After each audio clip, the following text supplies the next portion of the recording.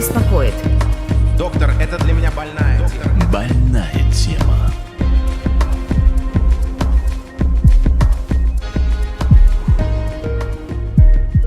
Храпите ли вы?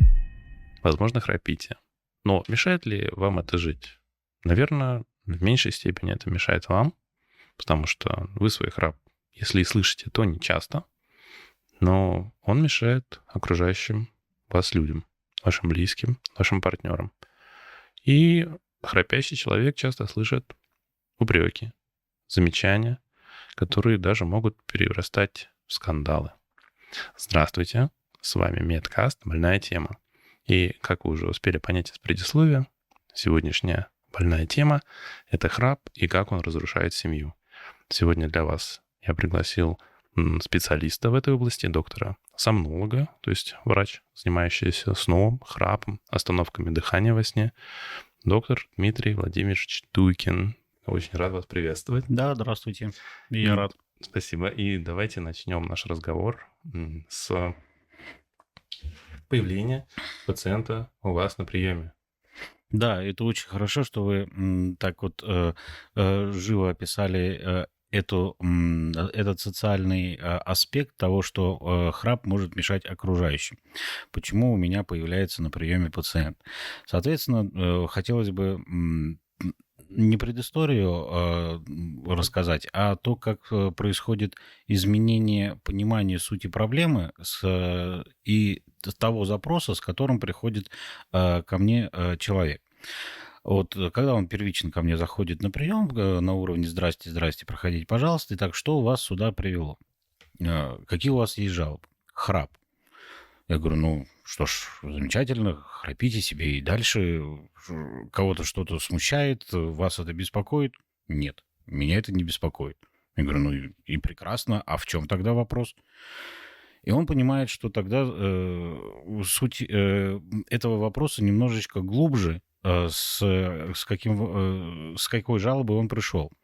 Ну, меня, естественно, вот жена выгоняет из постели. Соответственно, мы спим в разных комнатах. Мы уже давно длительно не спим вместе. У нас маленький ребенок, маленькие дети, которые там пробуждаются. Я чувствую неловкость, чувствую стеснение и так далее. То есть то, что я не даю своей семье спать.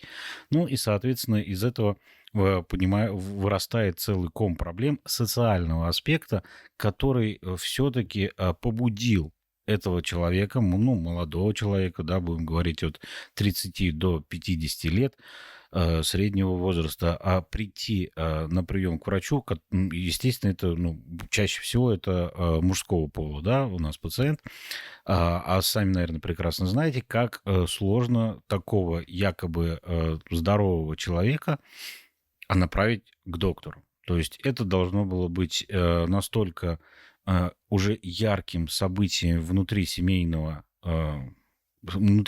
проблемы, внутрисемейного какого-то конфликта, социальных каких-то диспропорций, что когда он уже самостоятельно нашел сомнолога, пришел к нему на прием. Но единственная у него жалоба и, соответственно, храп. Хотя он не понимает, зачем он пришел. Дальше я его расспрашиваю. А вот вас, как Иван Ивановича, самого организм Ивана Ивановича, что-то беспокоит? Он начинает думать. Нет.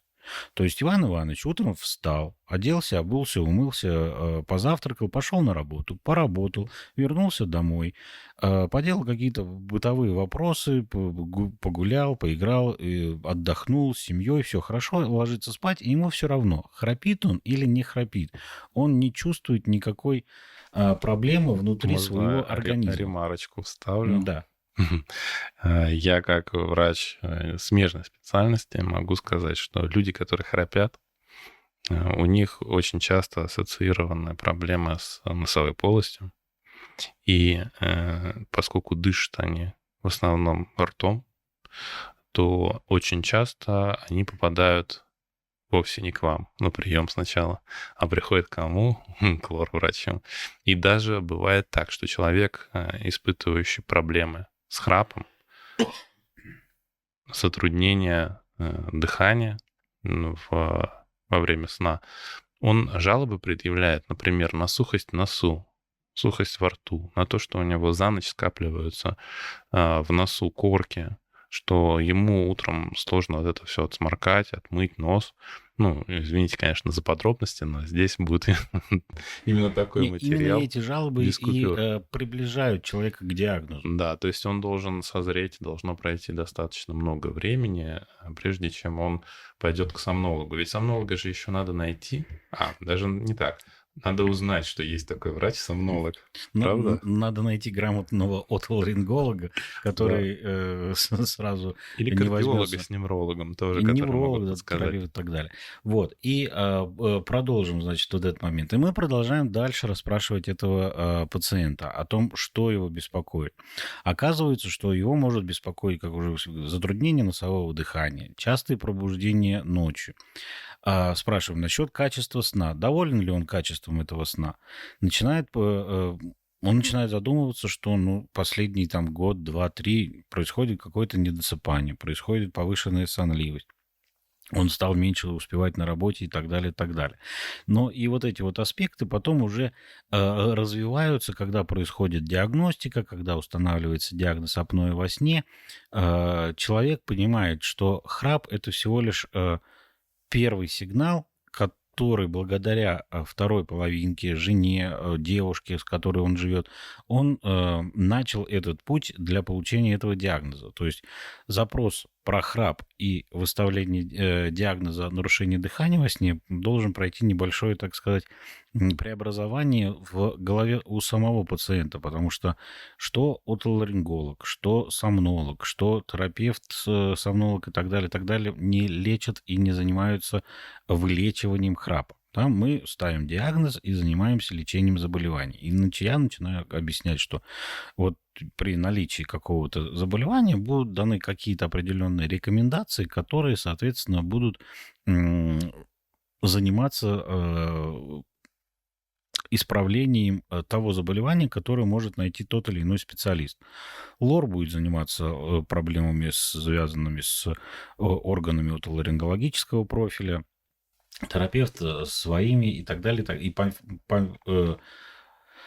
есть вы отправляете его по всем специалистам? Можно, после да. обследования? Если есть челюстно-лицевые нарушения какие-то, ортогнатические, внутри. Давайте поподробнее на каждом. Это мы сейчас вот это вот все как раз можно будет и объяснить. Соответственно, объясняем человеку, что храп излечим в контексте какого-то заболевания.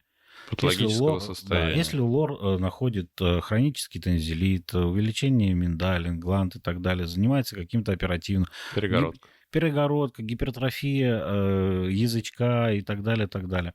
Он будет заниматься лечением этих заболеваний, попутно устраняя вот эти вот элементы храпа, звукового феномена, которые сопровождают дыхание. При апное сна, когда используется СИПАП-терапия, устраняются остановки дыхания во сне, попутно устраняя и сам таковой вот храп. Ну, а, соответственно, конечно, это для несведущего человека, которого просто, соответственно, получается, полупригнали сюда на сдачу. Подневольного. Да. Начинается открываться большая область непознанного о том, что во сне бывают вот такие вот состояния, от которых можно и умереть, и задохнуться, и получить какие-то сердечно-сосудистые Супер. остановки. Я предлагаю сейчас сделать небольшую отсечку и подытожить информацию пласт, который мы сейчас выдали, чтобы было проще понять. Представим это как блок-схему, да? То есть начнем сверху. Вот человек обратился с жалобой на храп. Храп – это звуковой феномен, который возникает по ряду причин. Если брать причину глотки, изначально слабости мышц, давайте вы про глотку скажите, а я по сопутствующим. Угу. Вот звук, откуда он берется?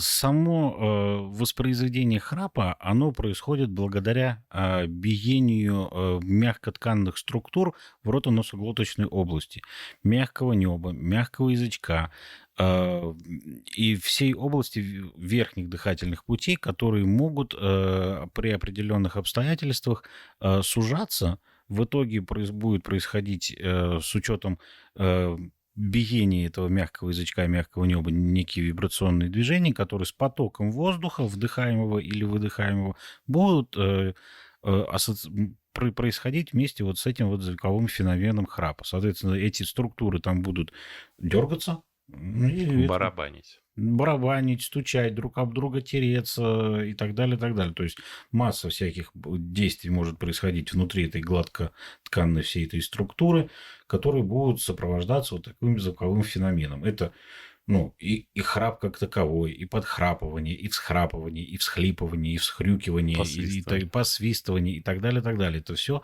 из одной и той же вот этой вот всей Короче системы. говоря, у вас в носоглотке оркестр. Иногда бывает. Но это оркестр патологический, то есть ничего хорошего нет, возникает он из-за слабости структур слабости архитектуры вашей носоглотки или из-за затруднения потока воздуха. Если мы говорим про то, зачем идут к лор-врачу из-за храпа, это искривление носовой перегородки, которая разделяет полость носа пополам. Часто люди показывают на спинку носа и говорят, у меня кривая перегородка. Это всего лишь спинка носа, она никак не влияет на функцию носового дыхания. А перегородка, попробуйте взяться вот здесь, вот это будет ваша перегородка. И дальше идем. Могут быть аденоиды, они у взрослых бывают, проблемы воспалительного какого-то характера, гипертрофия просто тканей и миндалины. Увеличенные за счет танзелита, просто увеличенные за счет гипертрофии ранее перенесенных заболеваний. И даже нормальный язычок будет, когда сталкиваться с вот этими вот образованиями, тоже будет вот давать вибрационные звуки вот этого храпывательных таких элементов. Некоторое время назад, еще буквально 5-10 лет, было принято смотреть именно на небный язычок и, исходя из этого, делать выводы о том, исходя из его состояния, размеров и прочего, делать выводы о том, насколько может быть сильный храп, да, так скажем, искали взаимосвязь. Храп может развиваться при нарушении ортогнатических состояний у человека, челюстно-лицевая деформация. Прикус. Прикус соотношение челюстей при смыкании. Нижних челюстей, он, соответственно, не будет прямым, он будет либо ретрогнатией, когда нижняя челюсть находится назад, либо скученность зубов, либо некая аномалия развития, нарушение прикуса и так далее, когда челюстно-лицевая вот эта вот вся деформация в совокупности, может быть, с другими факторами, такой как ожирение, о котором мы дальше остановимся, приводит к тому, что при положении лежа еще больше все эти структуры гладкотканной верхнеглоточной вот этой вот всей области еще больше сужаются и спадаются между собой. Да, соответственно, когда нижняя челюсть западает назад во время сна. И, соответственно, просто механически уменьшая просвет дыхательных путей, а там, соответственно, этот мягкий язычок начинает биться друг об друга. Соответственно, если челюсть у человека вперед? И этим занимаются стоматологи, ортодонты, выдвигающие. Все это по-разному происходит. У каждого свой язычок, у каждого своя миндалина, у каждого даже сон свой, потому что и подушку можно изменить. Угол лежания на подушке тоже может повлиять на вот эти вот состояния, соответственно, храпа. Хорошо, то есть у нас получилось, что состояние носа, носоглотки, состояние челюстей. И частая, самая основная причина – это ожирение. Щеки. Тяжелые щеки. Внутренние прокладки, вот эти вот жировые прослойки, которые не здесь растут, а которые внутри наши мышцы все в межуточном пространстве, соответственно, скапливается жировая ткань между мышцами, да, и она, так сказать, обнимает всю эту мышечную там, всю где эту структуру. Типично быть не должно. Не должно, да, конечно. Она появляется, это уже избыточное ожирение. Еще больше приводит к сужению дыхательного просвета. Есть у людей, у кого есть и лор-проблема, и нарушение челюстной деформации, и ожирение. Full house. Full house. Есть у кого два в одном. У кого одна превалирует над второй проблемой и так далее, и так далее. И все это вот между людьми и разницей человеческого облика, все это меняется, меняется, меняется. Бывает Сразу можно вопрос тогда? Вот к вам попадают люди чаще первично или после консультации врача другого, ну, не вашей специальности, а там, какой-то смежной? Я бы сказал, где-то 50 на 50. Благодаря тому, что идет хоть какое-то обучение докторов, медицинского сообщества, населения о проблеме храпа и о проблеме остановок дыхания во сне, такими подкастами, как этот, различными конференциями, которые проводят сомнологи на различных кардиологических, терапевтических, терапевтических, соматических конференциях, своих конференциях потихонечку в течение 10-15 лет медицинское сообщество начинает воспринимать эту проблему как тоже определенный диагноз, на который надо обращать внимание. И те доктора, которые следят за новостными событиями в медицине, которые получают последние данные, следят за журналами, статьями, слушают какие-то подкасты. Слушают пациента. Слушают пациента, расспрашивают пациента, работают с пациентом, могут предложить консультацию сомнолога. И очень велик процент тех людей, которые начинают искать самостоятельно эту информацию в сети. Ее очень мало, потому что сомнологов мало. Это небольшое количество сайтов, клиник, частных Сколько клиник. у вас врачей на страну?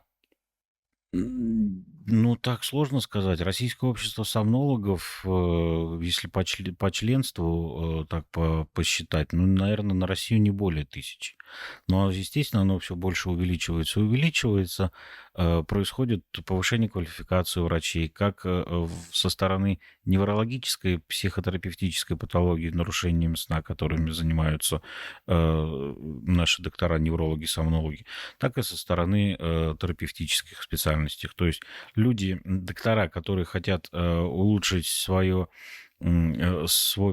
потенциал внутри своей специализации, да, соответственно, проходят эти обучения и получают повышение квалификации вот в этом направлении, углубляя свои знания. Ну, сейчас в каждом региональном центре можно найти. На сайте Российского общества сомнологов более 54 регионов страны представлены каким-нибудь представителем Хотя бы нашего... одним. Да.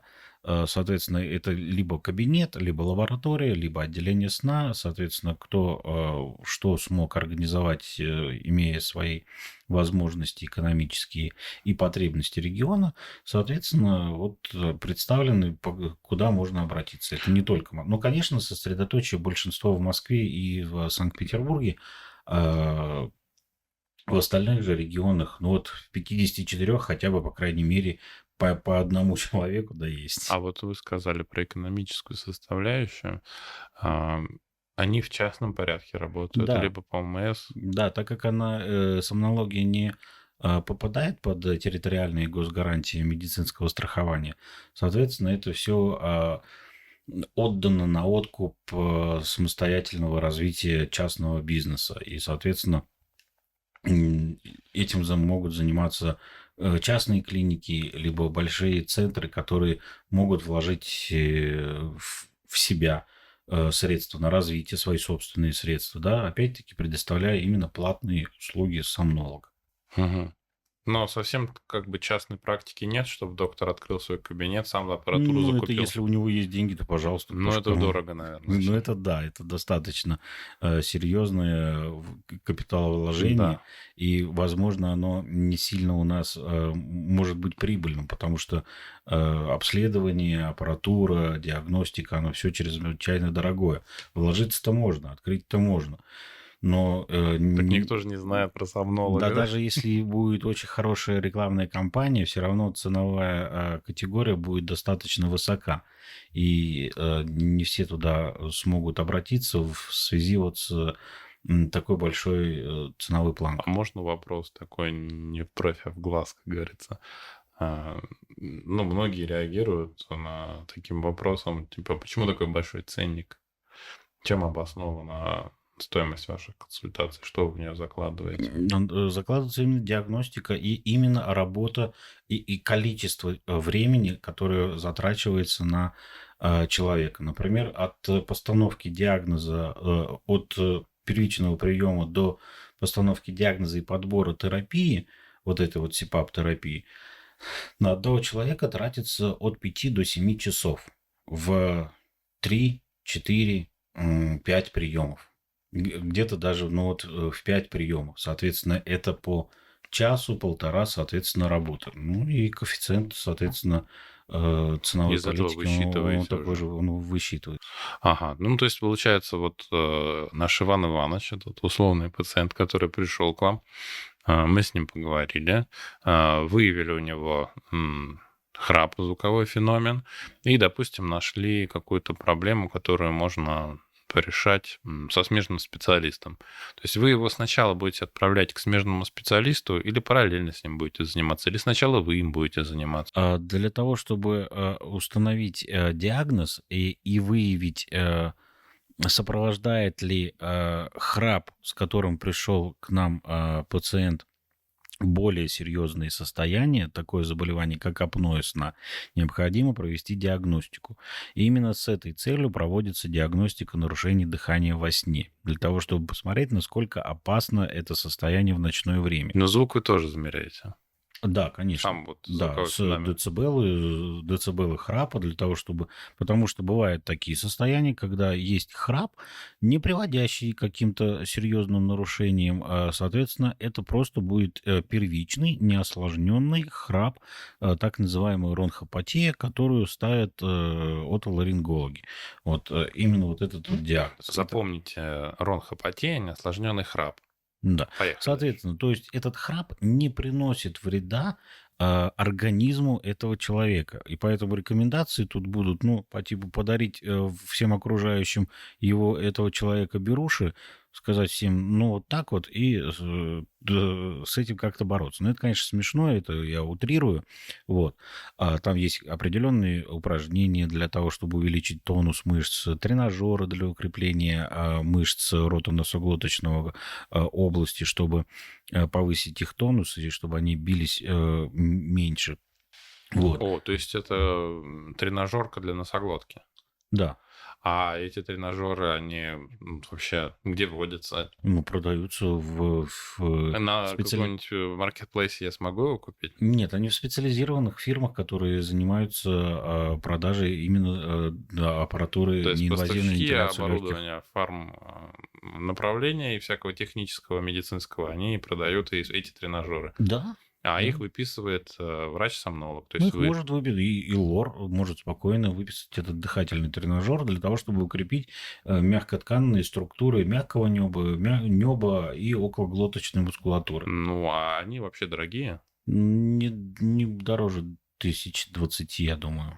В пределах Последний 20 ценник, тысяч. что А там я чем-то они видел. различаются?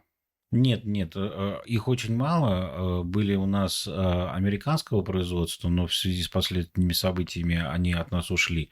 И поэтому наши специалисты придумали свою, так сказать,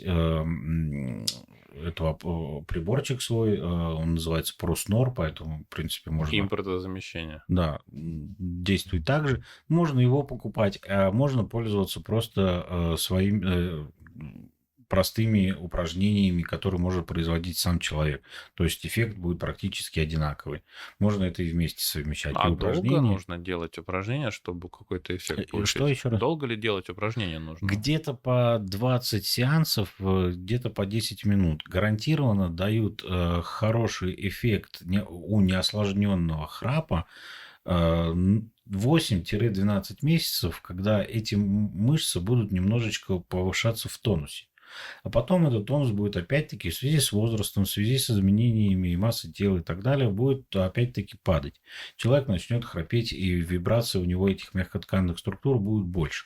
Соответственно, ему через 12 месяцев ему надо будет снова походить в спортзал ртом, подкачать А вот рот. насчет спортзала, то есть если у нас пациент с избытком массы тела или с ожирением, если он возьмется за свой вес и скинет Это его, будет очень если хорошо, потому похудеет. что Насколько 1%, ему нужно похудеть? 1% снижения массы тела снижает риски апноэ сна на 5%. Соответственно, 10% снижения массы тела снижают риски на 50%. Если у человека было остановок дыхания, например, 30 в час, это тяжелое апноэ во сне, когда 30 раз остановки дыхания происходит в течение 60 минут, и он снизит их в половину, да, то у него станет 15. Это уже средней степени тяжести апноэ во сне. Да, ну, вот он улучшит свое состояние таким образом. Хотя, конечно, оно никуда не уйдет, потому что апноэ все-таки тяжелое, да, и тяжелое апноэ лечится по-другому, вот СИПАП-терапией больше, потому что это основное ведущее направление по лечению тяжелого апноэ сна. Немножко наперед перескочил доктор. Немножко вперед доктор перескочил. Ну, это Ну, да, тогда да. подытожим. Неосложненный храп, бронхопатия, лечение, упражнения, специальный тренажер, и я вангую, наверное, модификацию образа жизни. Абсолютно. Есть секретики, но мы их отложим на потом, наверное. А перейдем сейчас к более тяжелой ситуации, когда не все так просто, когда не просто звук, когда храп – это что-то более серьезное. И вот когда вы выставили, например, уже провели диагностику и выставили апноэ сна определенной степени, легкой степени, средней степени или тяжелой степени, в зависимости от комплекса жалоб, от выраженной дневной сонливости, от клиники сопутствующих заболеваний и от жалоб у самого человека по качеству его жизни, которой он страдает из-за того, что он просто думал, что ему так живется. Оказывается, все это из-за вот этого недосыпа, из-за микроактивации головного мозга, когда при тяжелом апноэ там просыпается. Тогда, соответственно, смотрим на то, какие рекомендации у человека могут улучшить его состояние.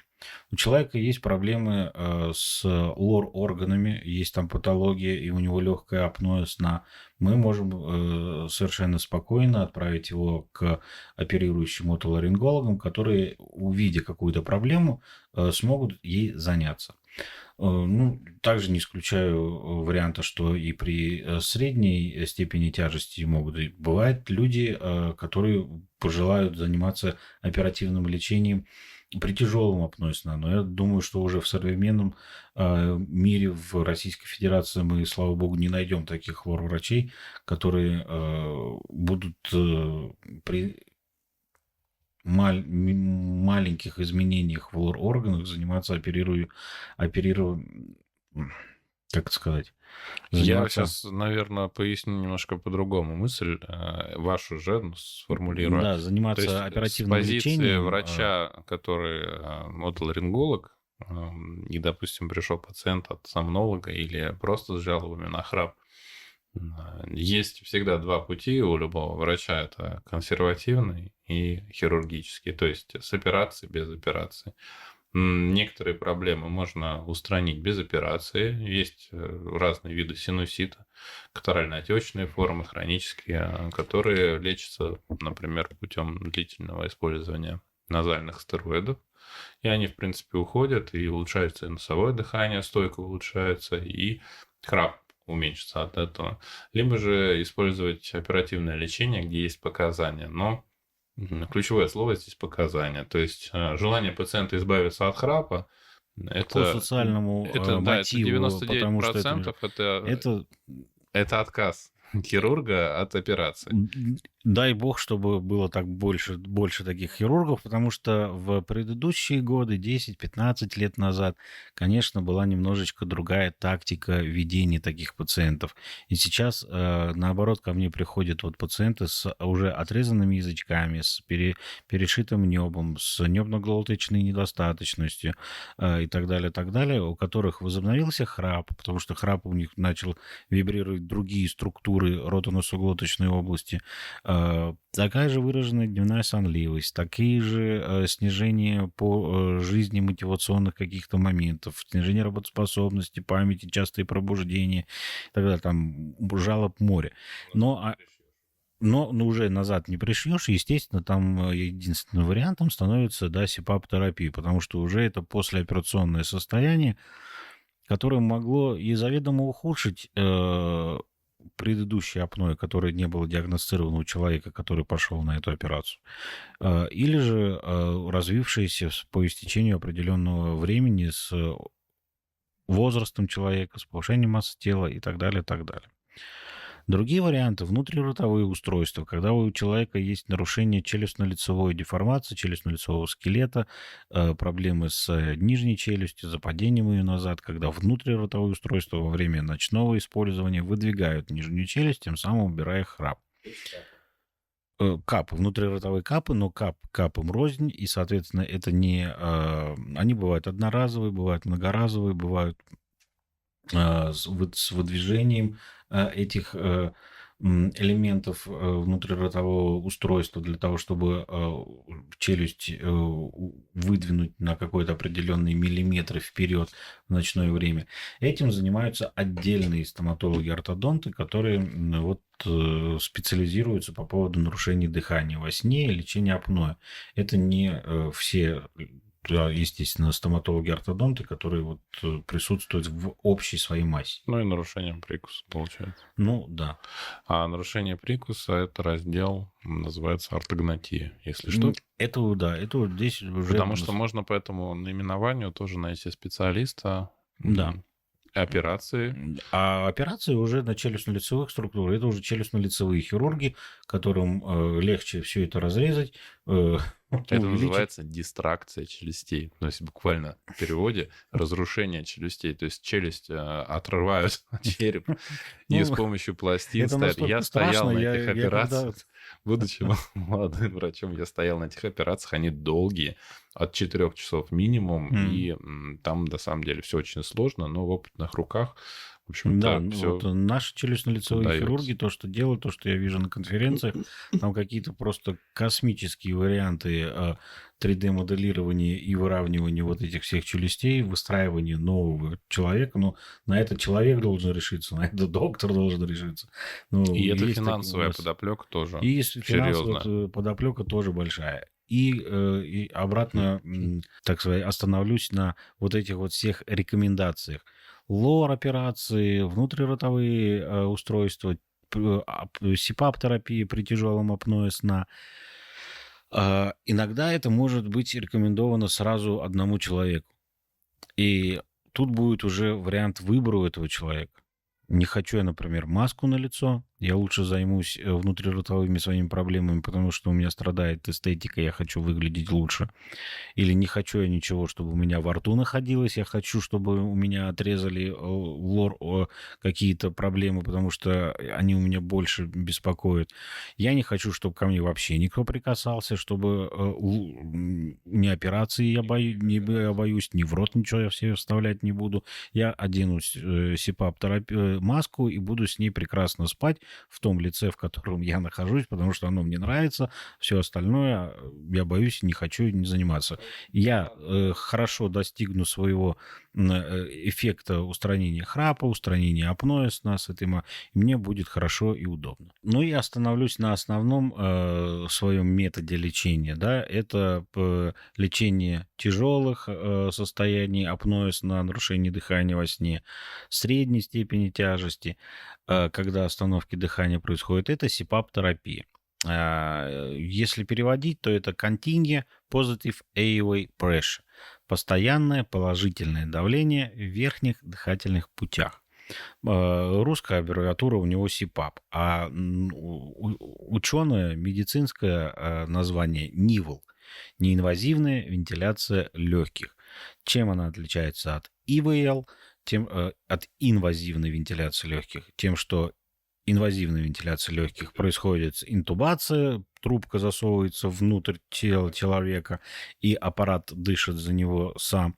А НИВЛ – это неинвазивная вентиляция, трубка никакая не засовывается, одевается просто маска, через которую подается воздух под давлением, и, соответственно, такой пылесос, дующий наружу, который устраняет большее количество проблем у этого человека.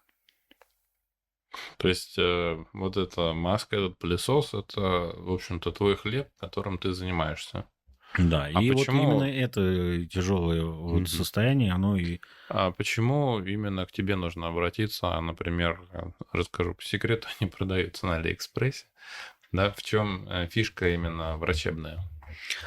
Нет, естественно, конечно, можно приобрести на Алиэкспрессе этого монстра, этот аппарат, решиться на него самостоятельно одеть, все в руках самого человека, но неправильная настройка аппарата может, во-первых, привести к неправильной коррекционной работе этого аппарата.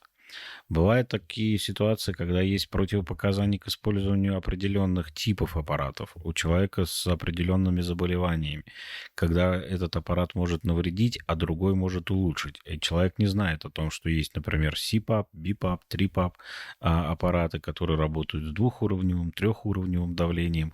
И если у этого человека есть ожирение, гиповентиляция, то необходимо пользоваться другими вариантами. А если есть астма и хобл, то это синдром перекреста. И так далее. Можно на простом обычном алиэкспрессовском аппаратике гипервентилировать человека и Надуется довести как его шарик до и улетит. не шарик, а до гипервентиляции, и можно впасть там в Эмфизему гипервентиляционную заработать, да, кому, какую-нибудь? да, да. Соответственно, это будет только лишь осложнение. Поэтому много есть вариантов осложнений, когда человек покупает самостоятельно медицинскую серьезную аппаратуру и пытается ее как-то Приспособить настроить, для да. себя, да. С другой стороны, так как нас мало, и мы всех не можем, ну, естественно, объять, да, в нашей стране, то у наших российских сомнологов есть такое выражение: лучше хоть какой аппарат, чем никакого. Хоть что-то куда-то кому-то задует, что-то как-то улучшится.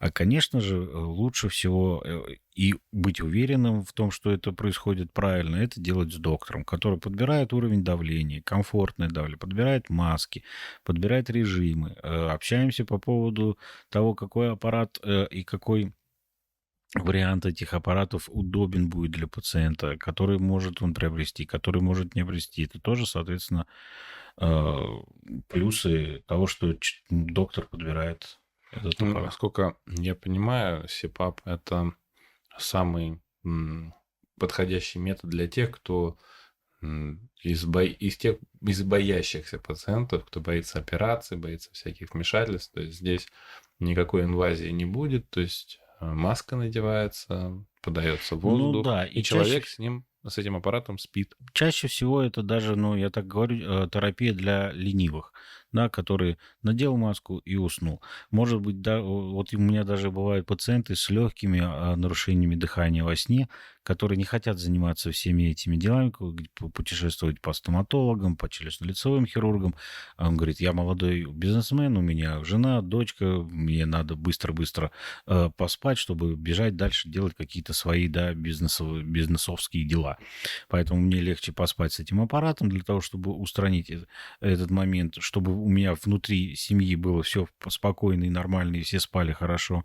И мне легче справиться с этой проблемой так. То есть это уже будет выбор самого пациента. И у меня таких несколько товарищей, которые даже вот именно как раз возвращаясь к моменту социального аспекта, к разрушению семьи, о том, что им легче вот так решить этот вопрос, все будут довольны, все будут счастливы, Лишь бы не выслушивать. лишь бы, да, соответственно, не услышать проблемы. Но учитывая даже то, что и я с этой штуковиной тоже сплю в течение последних 2-3 лет и не собираюсь переставать, произошел такой небольшой казус смешной, да, внутри моей семьи, соответственно, храпеть-то я там долго уже храпел, и, соответственно, ну, и остановки были небольшие, но решал, что пока можно потерпеть, пока можно не надо. И, соответственно, жена, которая спала очень чутко, вздракивая на все вот эти вот остановки, смотря на то, что выживет этот товарищ на следующее утро или не выживет. Когда дышал, и раз. Задышал, да, а потом не дышит. Ну и, соответственно, потом этот товарищ берет и надевает этот СИПАП-аппарат, и в какой-то из дней у нее происходит нормализация сна, и она успокаивает. И она спала всю ночь абсолютно тихо, спокойно, хорошо. На следующее утро она мне выдает вот такую речь. Сомнолог ты, можно запикать, да, сомнолог ты гребаный. И я 4 года потратил своих нервов, своего здоровья на то, чтобы спать вот в таком состоянии нервном, ожидая, когда там человек задышит снова, а ты просто не мог надеть маску, которыми ты занимаешься Которая решила все проблемы. изо дня в день, да. Это как раз к внутренним семейным проблемам, которые могут приводить к разрушениям семьи, к тому, что семьи начинают распадаться, потому что бывает такое, что сначала человека отправляют спать на диван, потом что-то происходит, теряется какая-то совместная связь с людьми. И, конечно же, этого люди не хотят, чтобы это происходило, но может такое происходить. Поэтому часто очень бывает, когда приходят молодые товарищи там, от 30 до 40-45 лет, которые с требованием, с тем, что храп-то храпом, но все равно-то я хочу спать с женой в одной постели. Сейчас, минутку. А вот такой аспект еще хотел затронуть. Ну, мы пытаемся все время входить в положение тех, кто страдает от чужого храпа. А ведь те, кто храпят и постоянно выслушивают свой адрес, ну, им же тоже обидно, правда? Человека это может и оскорблять, и унижать. Конечно, это очень большой социальный дискомфорт вызывает. Человек не едет. Это не только касается молодого мужчины, это и касается и пожилой бабушки, которая не едет в санаторий отдыхать, когда ей потому что она не хочет ехать такой в поезде, не хочет, чтобы ее слышали по палате санатории, которые такие же бабушки, которые также приехали отдыхать и лечиться на этом курорте. Это касается и молодых женщин, которые стесняются начинать какие-то свои отношения с будущим каким-то своим молодым человеком, потому что знают о этой проблеме и стесняются ее. Другие уже моменты, когда, например, уже человек спит с СИПАП-аппаратом и начинает какие-то отношения, которые сближаются, и люди потом начинают жить вместе, тоже переживает стеснение из-за того, что он спит с какой-то маской на лице. Это тоже психологический дискомфорт добавляет. С этим тоже надо работать. Рассказывать о том, что это не страшно, это нормально, и необходима помощь второй половины в этом контексте, а не какие-то состояния, которые могут приводить к насмешкам, к нивелированию этого состояния, к какому-то принижению человека, который спит с каким-то аппаратом. Наоборот, тут необходимо как раз больше поддержки проявлять. И с этой стороны, конечно же, большую роль играет вторая половинка, жена, девушка, которая направляет человека для того, чтобы установить диагноз и помочь ему дальше справляться с этой проблемой. Но ведь вот хорошо сказал в начале, ты все время упоминаешь жена, половинка вторая. А как их назвать? Подожди, не об этом.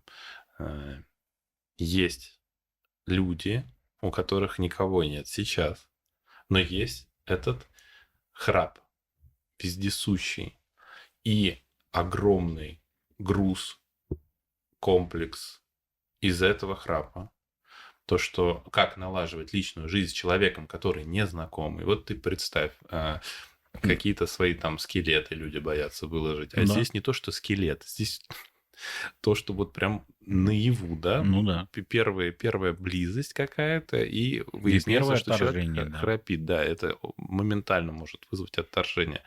Я с точки зрения психологии хочу отметить, что если вы настроены на какие-то серьезные отношения, то строить свои отношения с человеком, который за счет своей токсичности будет пытаться отстраниться, да, вот от этого. То есть ему явно не очень интересно вы как полноценная личность со всеми вашими недостатками, партнер, да, нежели как какое-то временное, скорее, увлечение. Это очень будет яркий признак, который будет лежать на поверхности. Ну да. А с другой стороны, как в этот момент человеку самому помочь, который пытается найти близость, имея серьезный храп? Вот какие-то есть действенные средства? Маска не подойдет, сразу скажу, допустим, что вот хороший пример, какая-то молодая девушка, храпящая, и как она будет с партнером с маской спать? Нет. Ну вот да, извините, потому что у нее, например, тяжелое апноэ, кислород падает Ну до хорошо, ну 60. пускай не тяжелое, и пускай среднее какое-то. Вот она без ожирения, ну просто там, челюстно-лицевые нарушения, значит, пробуй внутриротовое устройство, вот. значит, работай над коррекцией челюстно-лицевой То есть системы. попробовать обратиться к врачу челюстно-лицевому и к отоларингологу, да, посмотреть. Это да, это уже потому что больше других специалистов, которые могут помочь в решении этого вопроса, нету. И Да, это, упражнения. ну, упражнения показаны для легкой степени тяжести апноэ и неосложненного первичного храпа. Мгм. При средней степени тяжести, при тяжелой степени они уже не вызовут того полноценного нормального эффекта. Может быть, они устранят сам храп как элемент звуковой, Да. а остановка будет продолжаться. А если как раз просто ронхопатия, то это то, что нам нужно. Тоже, да, это вот эти вот моменты. Но придется потратить время и силы. Ну, конечно. Вот очень есть такие исследования, что чаще всего внутриротовое устройство, естественно, выбирают более молодое поколение, 20-35 лет, соответственно, которые стесняются своих проявлений вот этой вот Барабанов неполноценности, да, стесняются перед партнером, Незнакомым, мало знакомым, знакомым, да, то они используют эти больше внутриротовые. В семьях, в чем которые... там принцип получается? Вот когда им надо заниматься этим устройством? Ну, по-хорошему, в росте, да, когда человек еще растет, когда все это формируется, чтобы это все сформировать в правильный прикус изначально, Нет, соответственно. я да, про это тренажеры именно. Я про кап это понятно, про тренажеры. Да, ну это... Ну, то есть можно наедине с самим собой заниматься, Можно да? наедине, можно это и в В спортзале делать. течение Там не дня. особо сильно много. То Там есть, а в чем там принцип? язык высунул, засунул, Нет, руками, про кулаками тренажеры. надавил. На тренажере Устройство. обхватываешь трубочку ртом и делаешь всасывательные движения, качая вот эти вот Понятно. внутриротовые... Ну, то есть эти- тоже по принципу упражнений. Да, Занимался и отложил. да. Потом Просто пройдет сидя время, за будет ноутбуком, за чем угодно. Ну, хорошо. Мы выручили Лежа, человека стоя, сейчас. сидя. Какого-то, может быть, несколько. Ну, в принципе, да, это помогает. Опять-таки, это поможет, еще раз повторю, неосложненной, да, ронхопатии, когда... А можно тогда, допустим, ну, там, 5-6, я не знаю, несколько основных аспектов из поведенческой терапии при храпе, при остановках дыхания во сне, что самое важное, вот прям вот первой чертой, что идет, что нужно делать, не нужно делать из того, что люди могут... Поведенческие аспекты. Стабилизация режима труда и отдыха. Это относится в плане гигиены сна. Вовремя ложиться, вовремя вставать. Нормализация от только лишь этого одного аспекта убирает очень большое количество проблем. Снижение факторов, которые могут предрасполагать к ухудшению храпа. Курение, употребление каких-то алкогольных содержащих напитков, тем более на ночь. Хотя бы стараться ограничить их употребление за 3-4 часа до сна, потому что они обладают миорелаксирующим действием, и все знают, когда кто-нибудь что-нибудь чуть-чуть выпьет, начинает храпеть.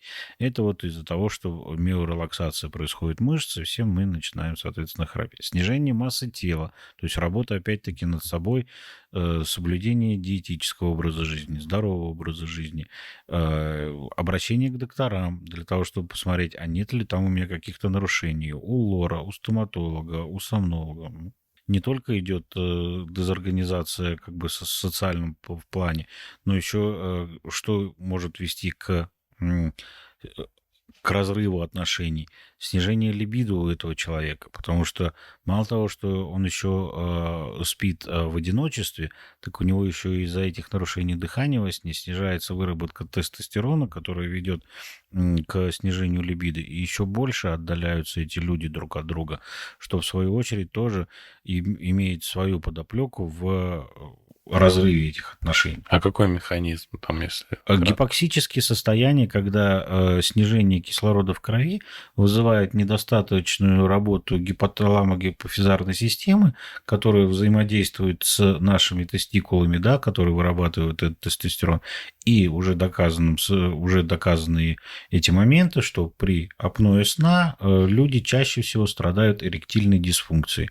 Там, где эректильная дисфункция, там снижение тестостерона. То есть плюс ко всему еще и моменты мужской слабости, да, снижение потенции, снижение либидо тоже будет приводить к охлаждению отношений. Ну, сплю я теперь один на диване, и буду я теперь дальше спать, да, один на диване. И потихонечку это может превратиться в разрушение ячейки нашего общества. А женская либидо страдает? И женская, и тоже с той же степенью тяжести, и в том же контексте те же самые выработки женских гормонов также могут повлечь к снижению либидо со стороны женщины. То есть этот аспект тоже один из основных, который может повлиять на разрушение семьи. И слава богу, существуют наши любящие партнеры, вторые половинки, которые обращают внимание на эти состояния и пытаются отправить человека к врачу. Мне год, 2, 3 голову делали, говорят пациенты. Ну, а я занимаюсь тем, что пытаюсь якобы здорового мужчину средних лет, который страдает богатырским храпом и думает, что у него все хорошо, доказать ему, что все это не так, и что надо лечиться и заниматься определенными то есть аспектами открываешь своей для жизни. него целый новый континент. Да, то есть приход его с храпом оборачивается в такую большую эпопею с раскрытием больших-больших нюансов и проблем, которые будут касаться большого пласта его собственного организма. А может быть и нет, если храп не осложнен.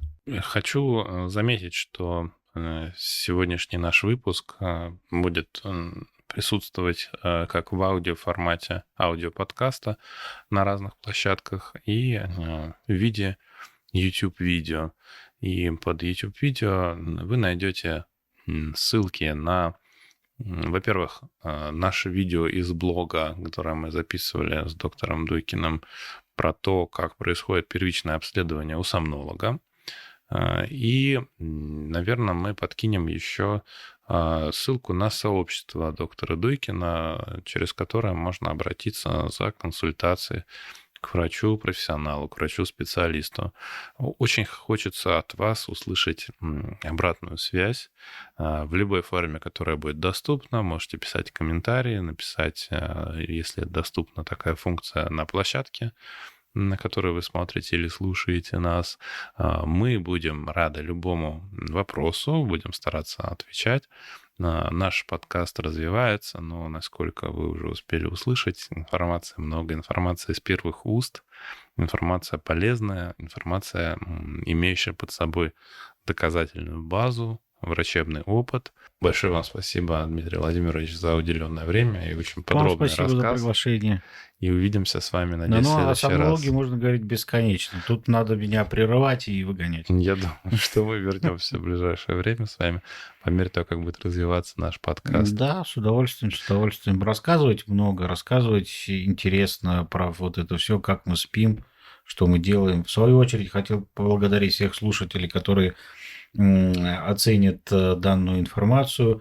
Еще раз благодарность всем нашим вторым половинкам мужской и женской стороны нашего, так сказать, сообщества, которые акцентируют на данной проблеме, направляют нас к докторам для того, чтобы решить этот вопрос. Вам, соответственно, очень большое спасибо. Давайте делать наш сон приятным, счастливым и здоровым. Всем приятных снов. Надеюсь увидеть вас через неделю. Будьте здоровы. До свидания. Если вы настроены на какие-то серьезные отношения, то строить свои отношения с человеком, который за счет своей токсичности будет Нивелировать пытаться как-то. отстраниться, да, вот от этого.